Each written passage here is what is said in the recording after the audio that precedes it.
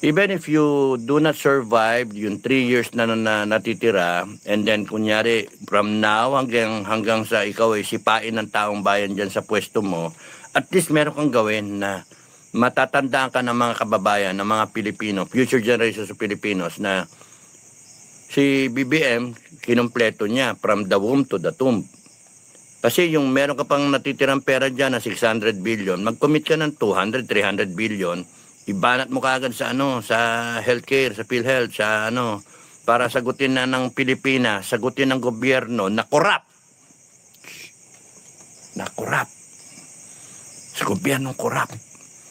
Na kahit papano, mabawasan yung bigat ng problema ng gobyerno, yung sama ng loob ng tao sa inyo. Kasi biglang isisingit mo na, magandang umaga mga kababayan, I have a sign, yung ganyan, na gano'n, na sasagutin na ng gobyerno, sagot ng taong bayan, lahat yung yung pangangailangan ninyo sa ospital, from the womb to the tomb.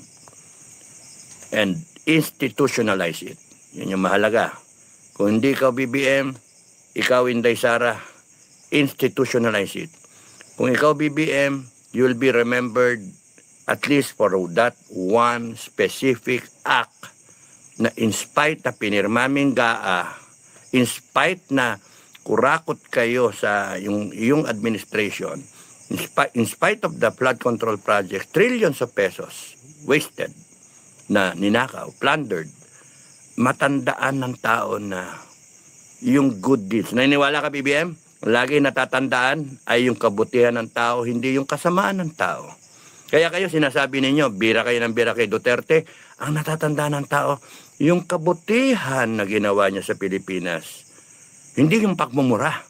Hindi yung pinakyu-pakyu, yung mga Western countries, mga presidente. Hindi yung pagmura niya sa simbahan, yung pagmak niya.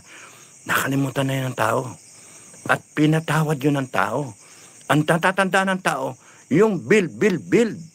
Yung ginawa niya sa COVID, yung serbisyo na tama. Kaya nga, BBM, in spite of the fact na ang daming problema sa iyo, ang matatandaan ng tao is yung gagawin mo. Hindi yung martial law, putragis ka, matatandaan ka ng tao, walang yaka, masaol ka pa sa tatay mo. Hindi martial law, hindi yung ginera in China. Ang matatandaan ng tao ay yung puso mo na kinomit mo yung remaining budget. Nag-commit ka para dun sa healthcare.